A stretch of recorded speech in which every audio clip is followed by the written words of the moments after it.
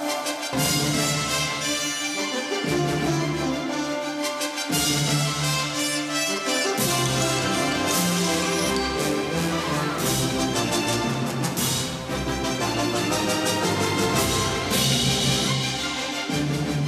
from the Pope John Paul II Cultural Center in Washington, D.C., Raymond Arroyo.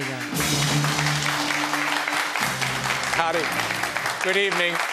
Well, welcome to The World Over Live. We've got a great show for you tonight. It's a little bittersweet. This will be our final show from the John Paul II Cultural Center, and also the final show with a live audience. So I thank you all for being here. You're the last live audience, so thanks for coming out. We will have a new home in January, but more about that later. We'll be talking this evening, about religious liberty and a string of HHS decisions that are setting off alarms among religious groups. Montserrat Avarado of the Becket Fund and Congressman Chris Smith of New Jersey will discuss that. And later, President of the Catholic League, Bill Donohue, joins us to offer a dispatch from the war on Christmas. And are things getting better? And what are you seeing out there? Our number is 1-800-221-9460 in the U.S. and internationally 205-271-2980, or drop us an email at worldover@EWTN.com. I'll also bring you a preview of the upcoming Steven Spielberg film, War Horse. It opens on Christmas Day. It's just been nominated for a Golden Globe for Best Drama. But first, here's the brief news from the world over this week. On the same day the United States Supreme Court agreed to take up Arizona's immigration enforcement law, 33 U.S. Latino bishops issued a strong letter of solidarity with undocumented immigrants. They further renewed their call to reform the country's immigration laws. Released by San Antonio Archbishop Gustavo Garcia Siller and Los Angeles Archbishop Jose Gomez, two of the leading Mexican Americans in the U.S. Bishops' Conference, the letter opens by affirming that unauthorized immigrants are, quote, not alone or forgotten in their plight here in the United States.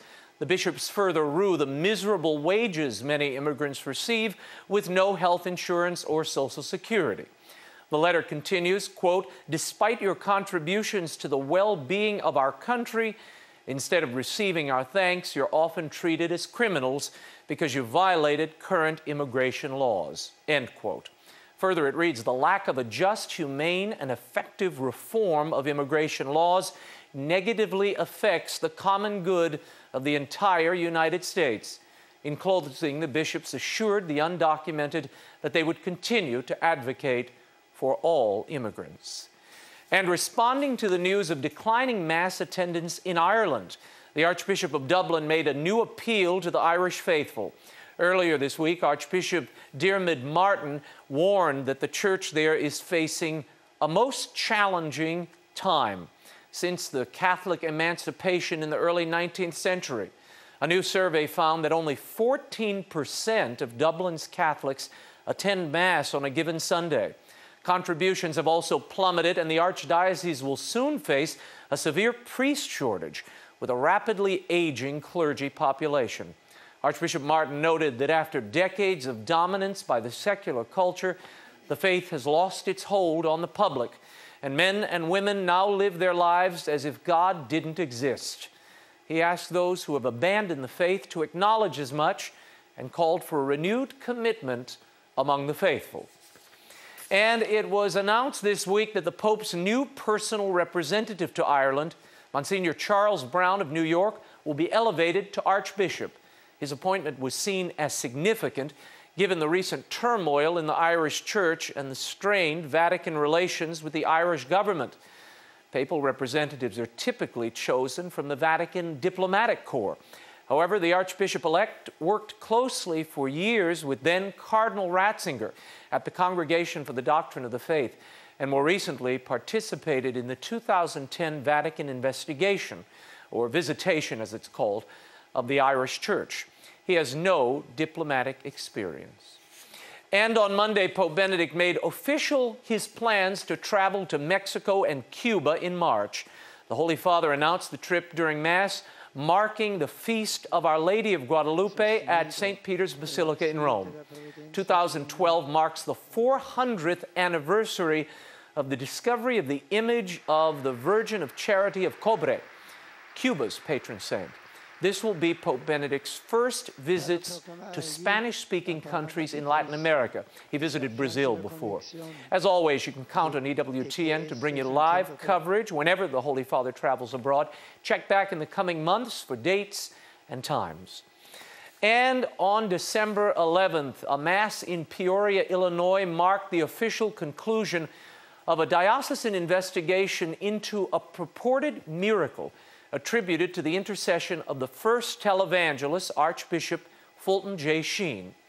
Since September, a tribunal has looked into the alleged miraculous healing of James Fulton Egglestrom, now 15 months old. He was deemed stillborn and did not have a pulse for the first hour after delivery. His parents credit his survival to the intercession of the late Archbishop.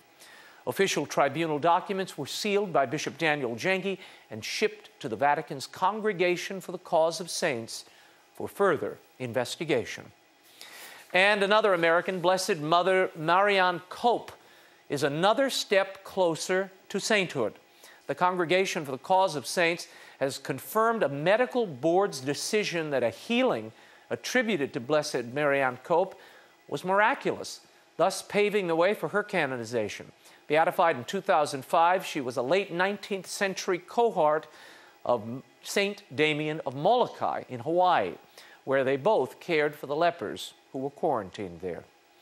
And a longtime Vatican bishop and Pennsylvania native, Cardinal John Patrick Foley, died this week at the age of 76.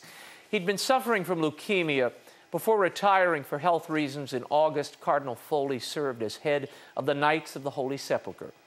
But he will probably be most remembered for his 20-plus years as head of the Pontifical Council for Social Communications, where he provided commentary for the midnight Christmas Masses from St. Peter's Basilica every year from 1984 to 2009. Cardinal Foley's funeral Mass will be held on Friday the 16th at Philadelphia's Cathedral Basilica of Saints Peter and Paul. EWTN will bring you live coverage of that Mass. May Cardinal Foley rest in peace. And some big news for EWTN and the people of Ukraine. This past week, the network began airing in Kiev, the country's capital, and its largest city with nearly 3 million inhabitants. Kiev Archbishop Petro Malchuk launched the network with a press of a button offering his blessings for the local EWTN studios and its workers. Currently, a portion of the programming will be translated to Ukrainian. The rest, for the time being, will air in English. Who would have thought? EWTN now broadcasting in a country formerly part of the Soviet Union. Great news and great work by EWTN's VP of Marketing, Chris Wegemer, and the entire staff. And Ukraine was the donor nation for this year's Vatican Christmas tree. The majestic 100-foot-tall spruce was placed in St. Peter's Square earlier this month. It'll be lit during a ceremony this weekend. In attendance will be prelates from both the Catholic and Orthodox churches in Ukraine. The Vatican said their presence will lend ecumenical significance to the joy of the approaching Nativity. Blessed John Paul II started the tradition of erecting a Christmas tree in the square back in 1982. And if you're looking for some great Christmas presents this season, don't forget the Mother Angelica Canon. My biography of Mother Angelica, Mother's Little Book of Life lessons, her private and pithy lessons from the Scripture, and her personal prayers and private devotions. Give the gift of Mother's humor and spirit this Christmas. They're all available at the EWTN Religious Catalog. You can find them online. And if you want to laugh, why not pick up a copy of The I Zing, America's Cultural Decline from Muffin Tops to Body Shots, my recent collaboration with Laura Ingram. It's available at bookstores everywhere and at the usual online outlets. Up next, the U.S. government is threatening the conscience of religious organizations, and one Catholic college is taking them to court. We'll tell you much more when The World Over Live continues. Stay right there.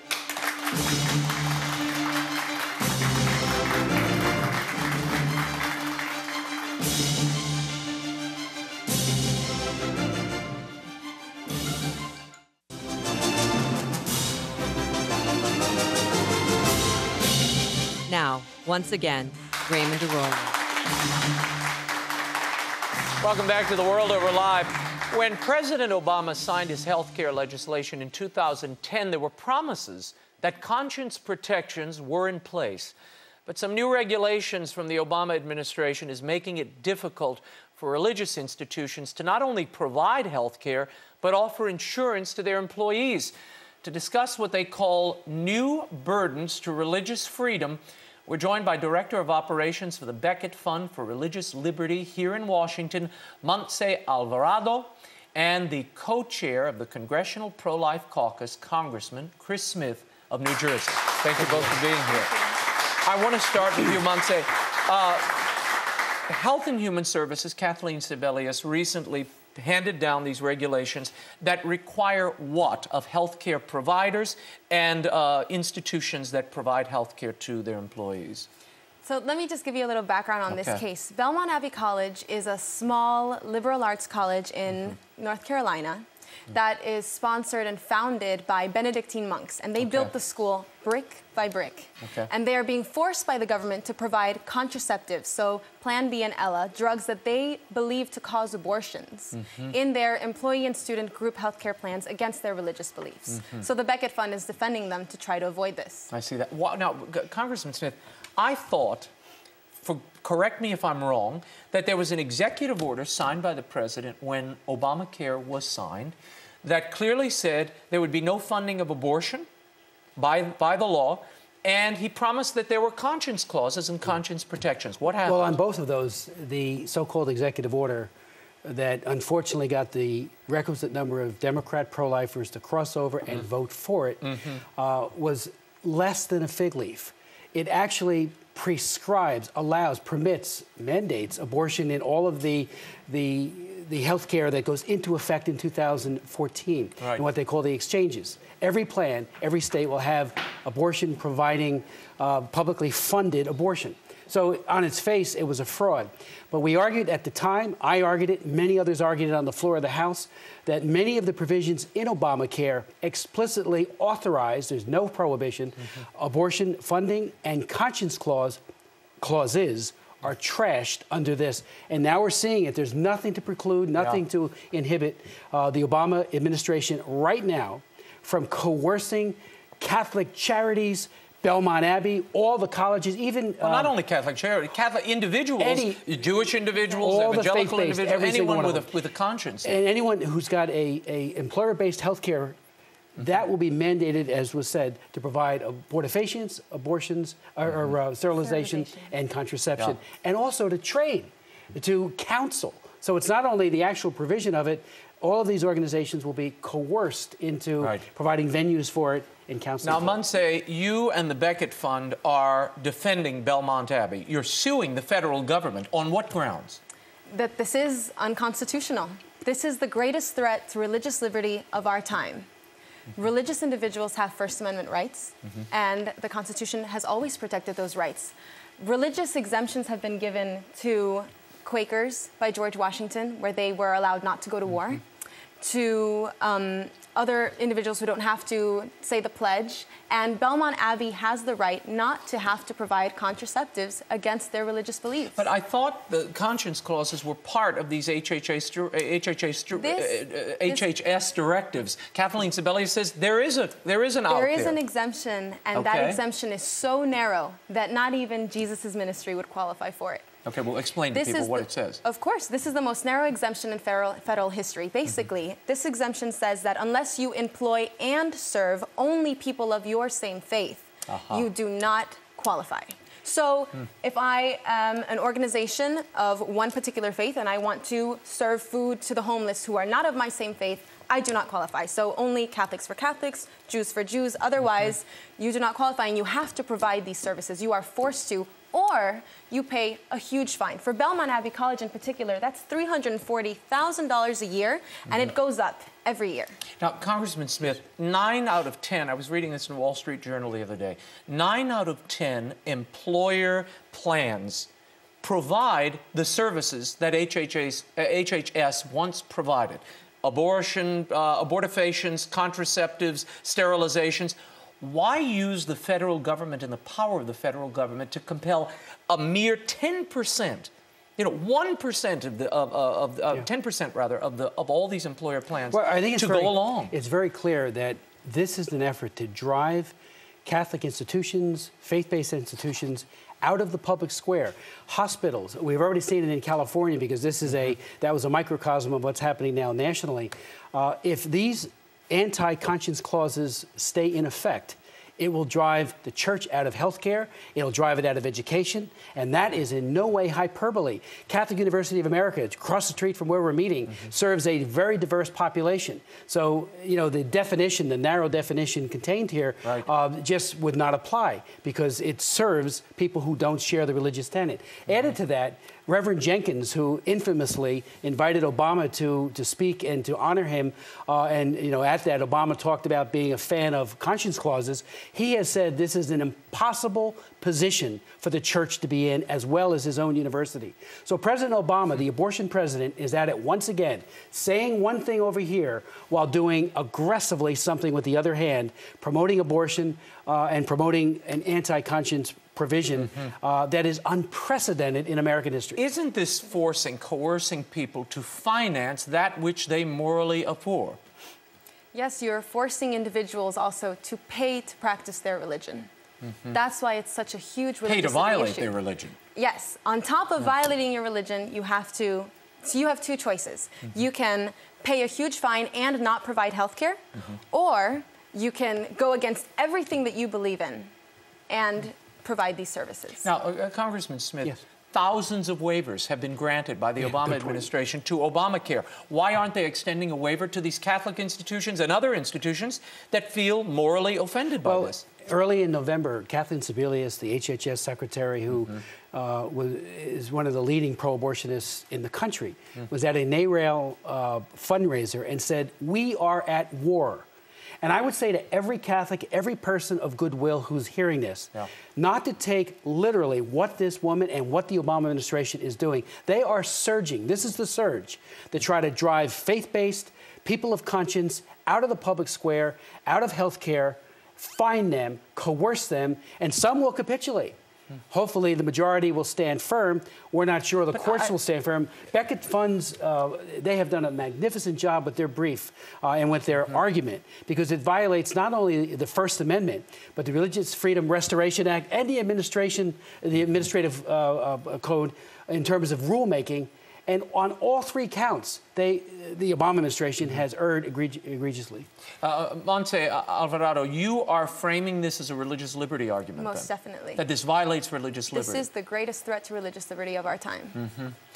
Congressman Smith, why, on the eve of a national election, 2012, you've got presidential, congressional, and senatorial elections. Why would you alienate or risk alienating people of faith, particularly Catholics, which are such an important swing vote to this upcoming season? Well, other than a few press that have carried this, have you seen much in the regular secular media? You mentioned the Wall Street Journal. That was an op-ed. I didn't see it in their on their regular news reporting.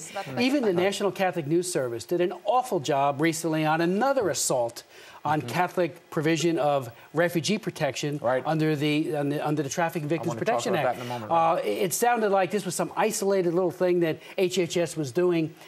This is the Obama administration government-wide assault on religious freedom.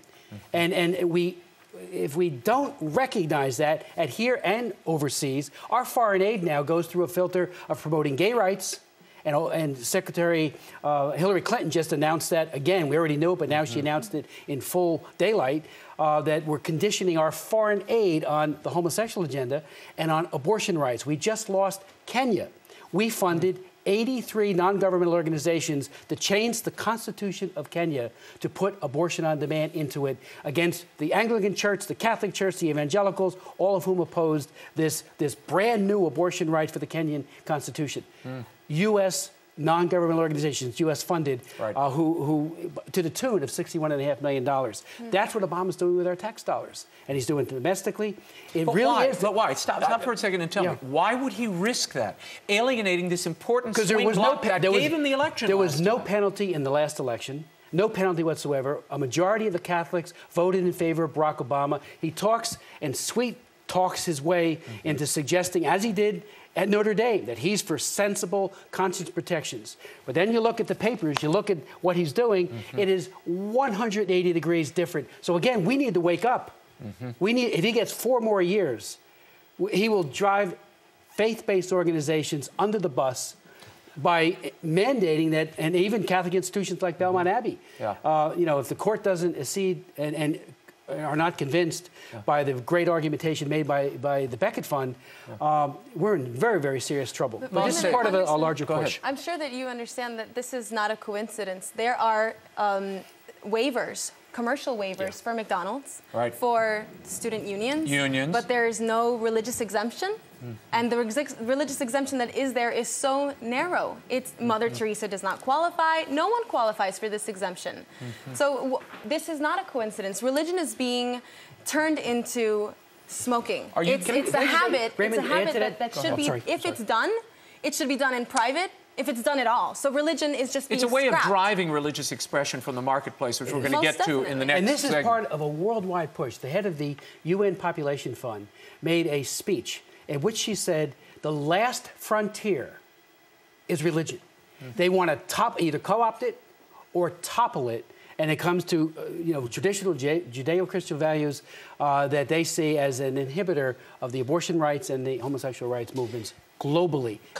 Congressman, I want you to focus for a moment on this denial of this refugee grant. For years, the Bishop's Migration and Refugee Services have admirably served victims who are victims of human trafficking, whether it be for labor or sexual purposes. They've served some 2,783 men and women. They've done it for a number of years. Yet the $2.5 million grant that has been theirs for a number of years was denied this year. Why? Well, again, I think it's another case of religious persecution and violation of religious freedom. The United States Catholic Conference of Bishops ran this program, got the highest marks imaginable from HHS. Now, you wrote the law. You wrote the human trafficking law in 2000. I wrote it in the year 2000 that created the Health and Human Services program to help trafficking victims with housing, with health care, to get back on their feet, whether it be sex or labor trafficking. And it has worked very well. The Catholic bishops ran this program, like I said, got very high marks.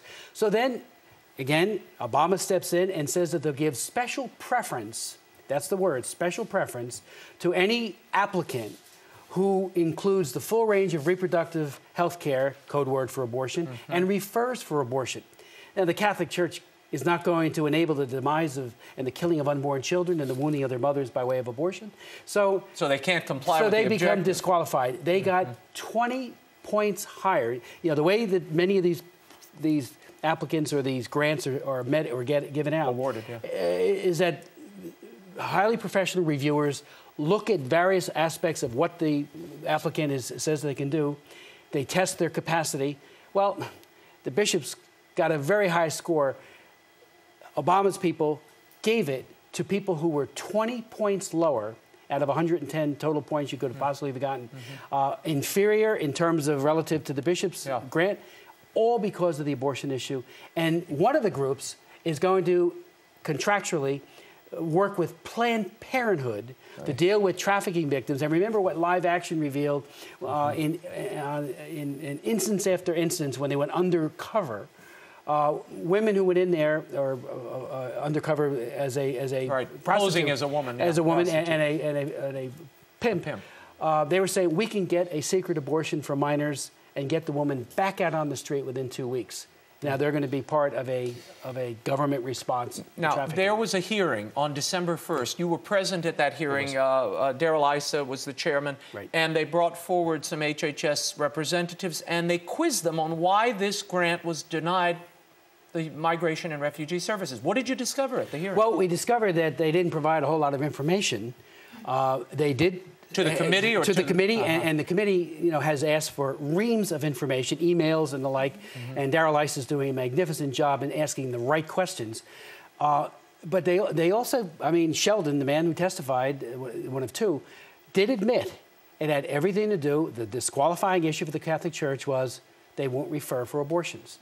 Thank God for that strong stance in favor of life, but as a result, they lost the grant. Yeah. So he did admit it. But there's no smoking gun. They can't finger anybody particularly for queering this grant? We asked whether or not Sebelius directed it. They said it was in the office of the secretary. We asked about knowledge of Obama, whether or not... But again, what I think everyone has to realize, Obama's administration has hired the pro-abortion movement and have put them in gatekeeper positions in virtually every bureaucracy of the United States government, foreign and domestic. They've been litmus tested. So they're working in close contact with all the non-governmental organizations that promote the culture of death. So in a way, it's almost like an automatic pilot, even though it isn't. It's all being directed. I want to go to the phones, and then I have some important questions for you before we go, both of you. Tony from Rhode Island, what's your question? Quickly, Tony. Yes, my question is, didn't the bishop see this coming? Anyone, including Chris Representative Smith, saw it coming. They knew this was going to happen. The bishops instead decided that they were going to go with the health care thing. I mean, it was coming down the pike. Why did they let it happen? Yeah, it's an interesting question. Anybody want to take that? That's a tough one. Well, we did see it coming. Bart Stupak and Joe Pitts, Democrat and Republican, had an ironclad, airtight, pro-life amendment that we passed in the House. The Democrats in the Senate wouldn't even allow it to proceed. Obama said he was dead set against it. And unfortunately, some of these pro-life Democrats at the end, the final 2 days, the final weekend, settled for an absolutely infirm executive order that wasn't worth the paper it was printed on to suggest that somehow Obama was acting in good faith, saying, no, abortion doesn't apply here. So they were deceived. And now the first bitter fruits of Obamacare relative to the culture of death with this contraception / abortifacient and sterilization mandate are beginning to become manifested. And the church did take a strong stand for us today. I can't say that this exemption, or this narrow of an exemption, is unprecedented. It's the most narrow that we've seen. And so that's why it's such a great affront to religious liberty, because there's nothing like it. What is this Abortion Non-Discrimination Act that's before the House now? Well, we tried and we have failed to get it again enacted. It was part of my bill, H.R. 3, the No Taxpayer Funding for Abortion Act. It was part of Joe Pitt's bill. Right. And Dr. Fleming is the prime sponsor of the freestanding bill. It's one of the things we will do if we're able to gain control of the House, Senate, and presidency. But what it does is provide a right of private action so that when nurses like in New Jersey, the 12 nurses who have been told, you either participate in abortions or you get demoted, reassigned, or fired. And we've had cases where that's happened. It's getting worse. Again, all about this coercion that we see over and over again to compel people to do something that is diametrically opposed to their moral convictions. This would say right of private action. Right now, you go to Health and Human Services with most cases of conscience violation to their Civil Rights Division, and you get Sebelius's, Obama's, bureaucracy adjudicating your case. You don't expect any kind of positive outcomes from that.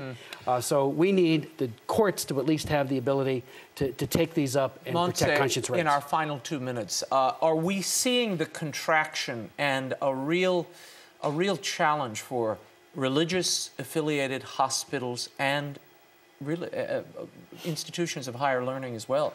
Because there's a conflict here.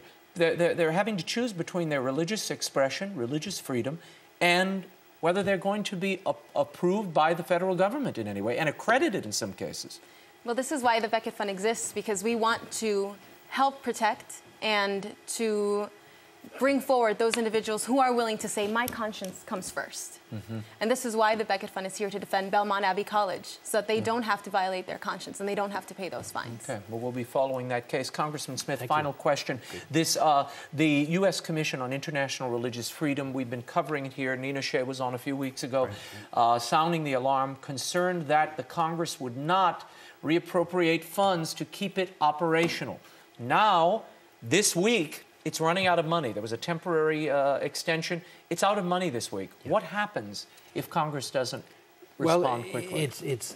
There's a bill that will be released from the Senate that gives it $3 million, cuts its funding significantly, puts a limitation on commissioners to continue working in that job. I'm very disappointed profoundly disappointed that it was even controversial.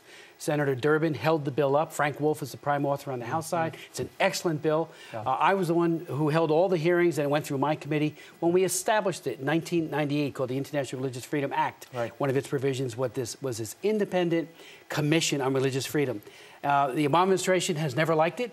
It has been in conflict with the State Department because they say you have demoted religious freedom, which is why the Becket Fund, not just on the Belmont Abbey case and this whole conscience clause, has been tenacious in promoting religious freedom worldwide.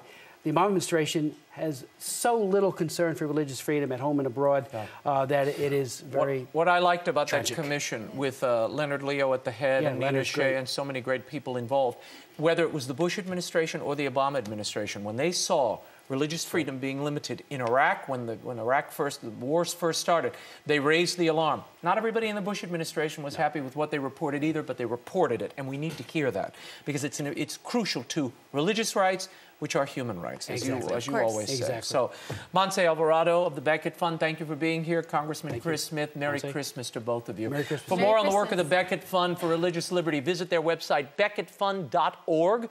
And the work of Congressman Chris Smith is at chrissmith.house.gov. Up next, Bill Donohue of the Catholic League is here. Woo! Who's waging a war on Christmas this year? We'll tell you when the World Over Live continues. Batten down the hatches. Bill's coming up. Stay right there.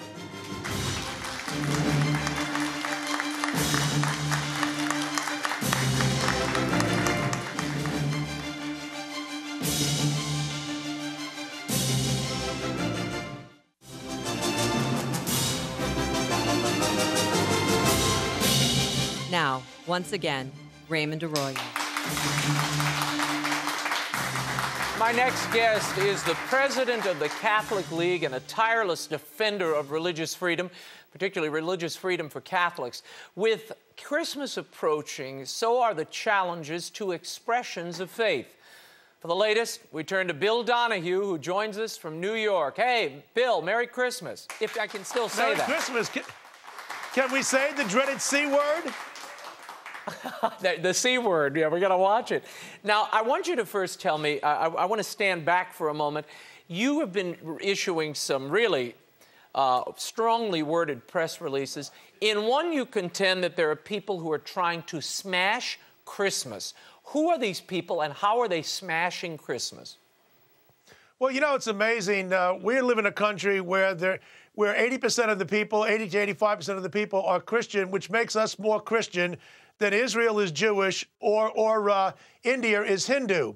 Now, we know for a fact that something like 96, 97% of the American people celebrate Christmas.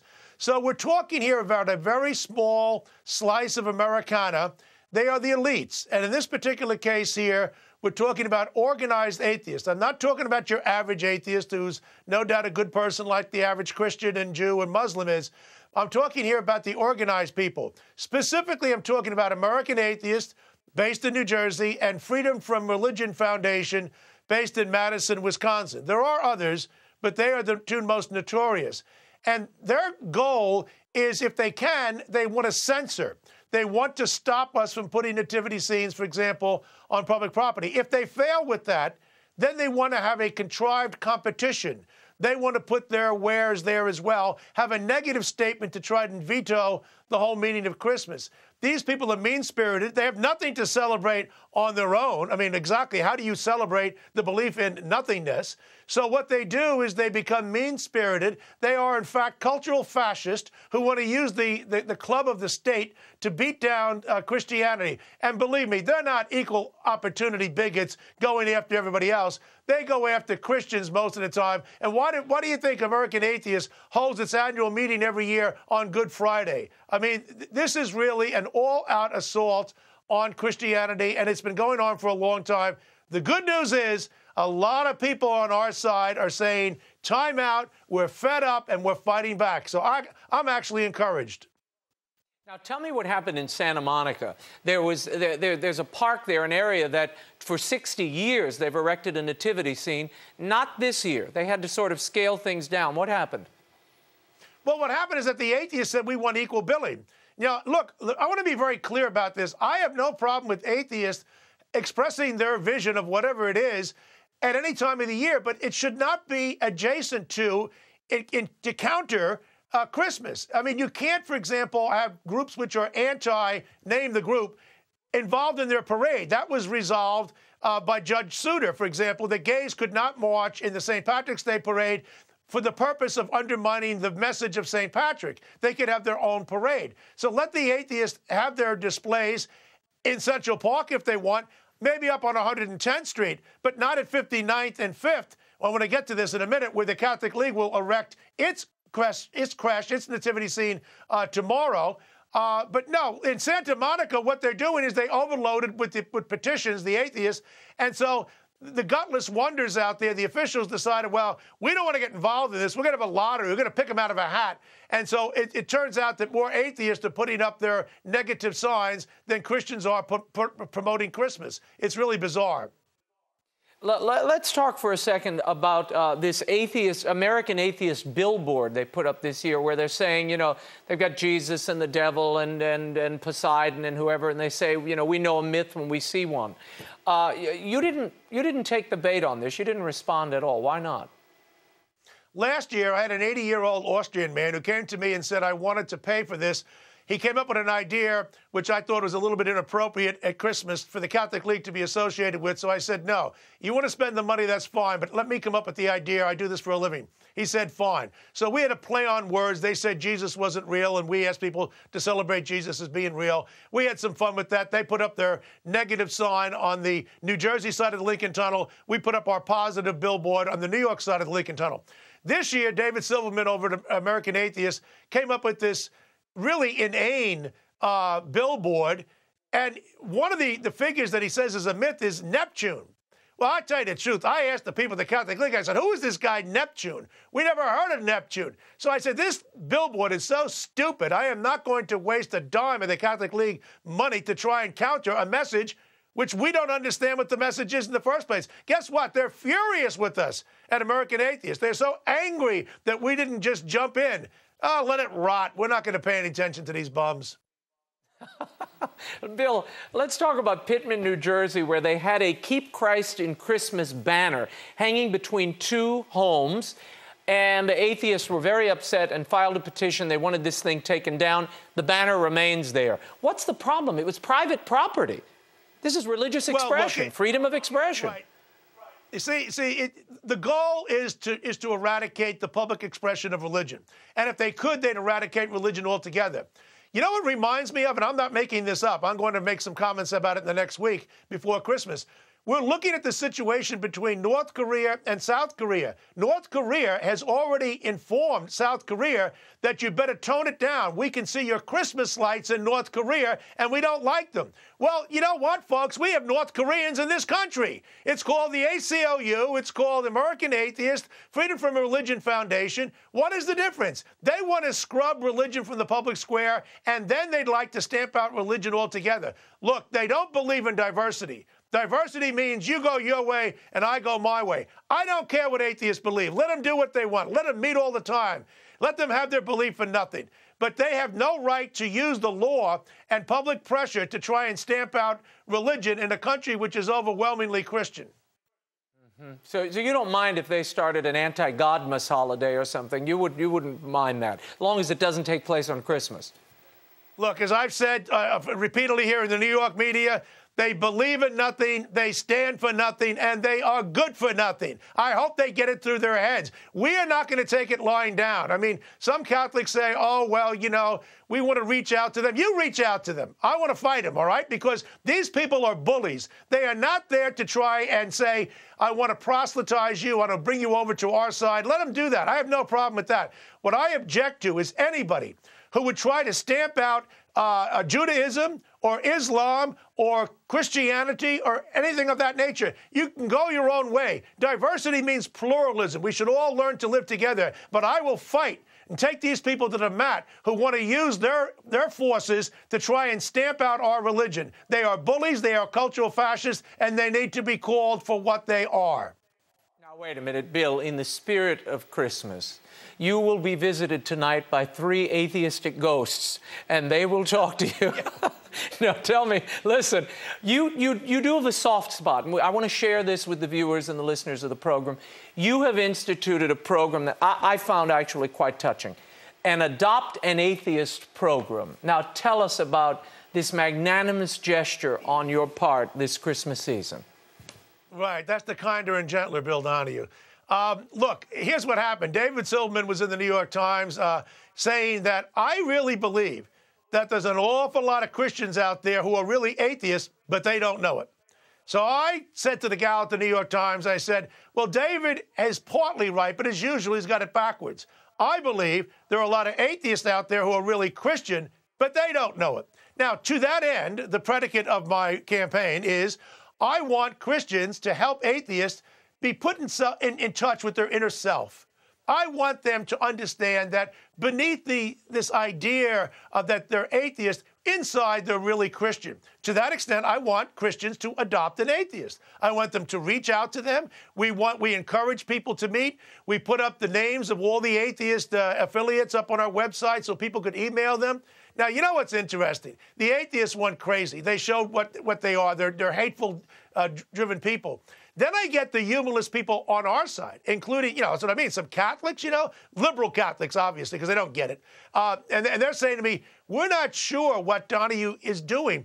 Is this really his sense of humor, or does he mean it? My favorite one is some writer in Salon.com who says, I don't know, this could be Donohue's call for a war. Is he actually exercising his humor here? We're not sure. Well, people need to lighten up. If we can't have some fun. I mean, I put out a statement the other day about Christmas party etiquette, and everybody's saying, you should have managers now who watch people at Christmas parties in case they drink too much. I say have an open bar. I say start with champagne laced with Chambord. I say let's serve pigs in a blanket and only nitrate-infused beef, a lot of salt shakers, all kinds of fried food. I don't want anything organic. I want people to proselytize, and I want in the corner of one corner, I want a nativity set for Catholics. I want a Christmas tree, and that's for the recovering Catholics. I want in another corner a menorah for Jews, and in the fourth corner, I want nothing. And that, of course, is for atheists. I hope they got it. Okay, Bill. I want to come to that party, Bill, and I'm going to roll on the whole thing. Let's talk about the Christmas tree battle that's going on in some of these state houses in Wisconsin, in Rhode Island. You have, in Wisconsin, they've recently renamed the tree a Christmas tree. It was a holiday tree for a long time. In Rhode Island, you've got Lincoln Chafee, the governor there, saying, no, this is a holiday tree. And he was met with scorn there. Why do you think people are sort of reacting in large numbers and so vocally in a way that we didn't see in years gone by? It was just you, Bill. Well, I'll tell you, I'm very encouraged about this. In the 1980s, the ACLU started a legal strategy to ban the creches. In the 90s and in the first decade of this millennium, it shifted to multiculturalism to try and infuse the workplace and ban the Christmas displays in malls and things of that nature, and certainly hitting the schools. Now, here's what I'm encouraged by. Where you see people trying to smash Christmas, the anti-Christmas cultural fascists, it's only the elites. It's only the activists. It's only a small minority of people who hire their trusty lawyers. On our side is everybody else. And I mean it. I mean, it's so encouraging because when I started fighting this going back about 2 decades ago, we didn't get that much reaction from the grassroots. Now, we're on automatic pilot. I mean, you're absolutely right. In Wisconsin, for 70 years, they had a Christmas tree. Beginning in the 80s, they changed it to the holiday tree, and now they went back to Christmas tree. Nobody's upset, except for, of course, Freedom from Religion Foundation, but they don't really count in my book because they don't believe in anything, they stand for nothing, and they're good for nothing. But then you have, on our side, in Rhode Island, all the people are out there who came out to compete with this so-called holiday tree, singing Christmas carols and the like. Now, look, standing by itself, I admit, holiday Christmas tree, it doesn't mean much. What I look for are patterns. What they want to do, again, is to deracinate our society. We are a society whose liberties come from the Judeo-Christian heritage. And to the extent that people are using our liberties to try and stamp out liberty, that is pernicious. Plus, there's an awful lot of ignorance out there. In New Jersey, The lawyers came out with a statement here about 2 weeks ago saying you can't put a religious symbol on public property. Well, they don't know what they're talking about. Tomorrow, on December 16th, I will put up a life-size nativity set on public property. It's called Central Park. Where did I get the permit? From the New York City Parks Department. Why? Because Central Park is a public forum. It's a place for marathons and festivities and concerts. I don't ask to put my nativity scene outside City Hall, because that's the seat of government. So I make that distinction. I know what the law says. And by the way, we don't have our nativity scene surrounded by Santa Claus and snowmen and whatnot. There are no secular symbols. Well, everything I'm doing is legal, but I am disturbed by the ignorance of these lawyers, and that's why I commend Clarence Thomas, Supreme Court Justice Clarence Thomas, who on October the 31st took all of his colleagues to task and said, you've made a mess of things. You refuse to take these cases that would offer clarity. We need one clear standard. Instead, what we have is nativity scenes are legal, but they're not. Menorahs are legal, but they're not. And until the Supreme Court bucks up and takes on a case and gives the clarity, we're going to have this confusion and sometimes willful ignorance. Bill, I want to switch gears in our remaining minutes here. Lowe's Home Repair, the Improvement Center, recently withdrew their funding and their support for a show on TLC called All American Muslim. Now, there was a grassroots group that said this is an offensive group. These Muslims, like 99% of all Muslims in America, support Sharia law. Therefore, Lowe's should not be funding this sort of programming. You took issue with that. Why? I did. And I've been an outspoken person who has been out there in the street with my Jewish friends speaking against Ahmadinejad when he came to speak in Columbia University. I went on the Today Show and condemned him. I took part in rallies against Khalid Sheikh Mohammed and Eric Holder, wanting to have him tried in a civilian courts and the like. So I am not a friend of Sharia law sponsors. I am not a friend of the Islamist. But this was a show, a reality show, not a documentary, about count them, 5 Muslim families from Dearborn, Michigan. They put a positive spin on them. Are we going to suffer apoplexy? Are we going to say you can't have any good presentation of any Muslims ever? I think then we lose our credibility when we speak out against the extremists in their ranks. So I think this is absurd. I think Lowe's made a mistake.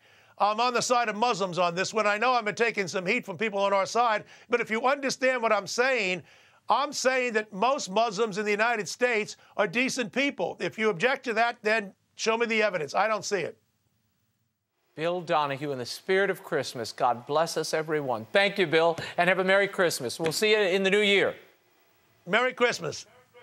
Thank you. For more details on the Catholic League, visit the Catholic League website at catholicleague.org.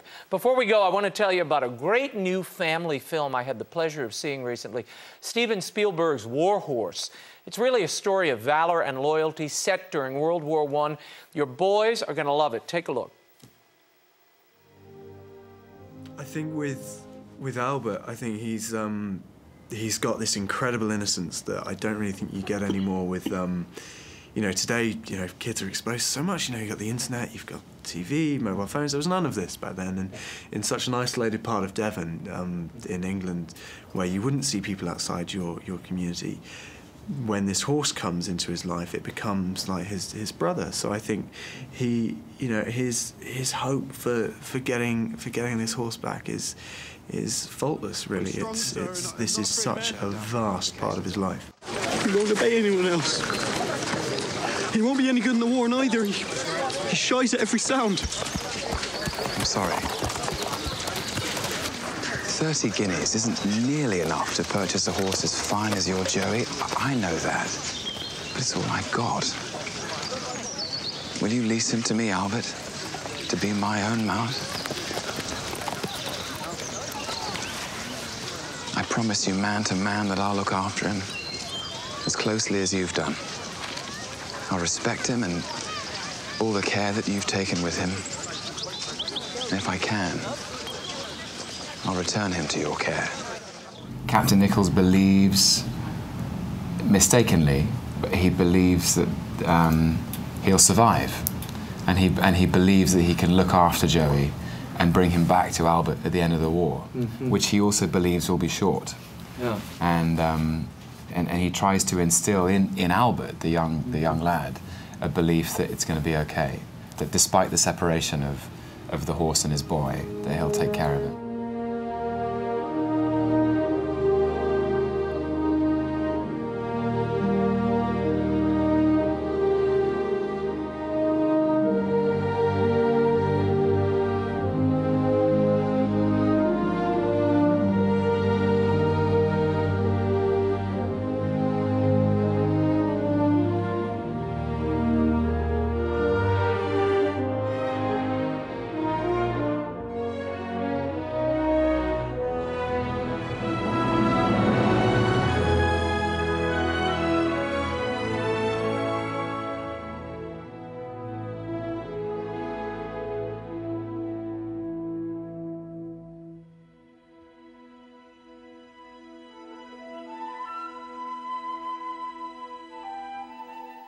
Warhorse is really beautifully shot. The story is brisk and exciting. Of course, it's Steven Spielberg.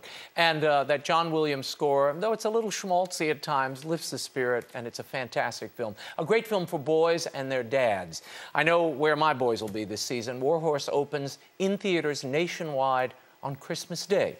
Be sure to check it out. That's all the time we have. And remember, the Truth and Life audio Bible is still available through the EWTN Religious Catalog. It's the only Catholic dramatized audio Bible available anywhere. World-class actors Stacy Keach, Michael York, John Rhys Davies, and many more bring the Gospels to new life as never before. Go to RaymondArroyo.com. I've got a link at the top to the catalog at the top of my website. And as long as you're visiting, check out my Facebook and Twitter pages. They're linked through on the left-hand side of the site. I keep you updated with news and penetrating commentary from time to time. Until next week, we'll be scouting the world over for all that is seen and unseen.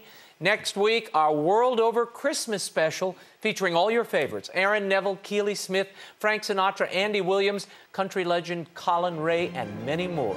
In the new year, we'll debut from our new studio in Washington this January. Stay tuned. On behalf of the staff and crew of EWTN News, I'm Raymond Arroyo. Thanks for watching. We'll see you next week. Merry Christmas. Bye now.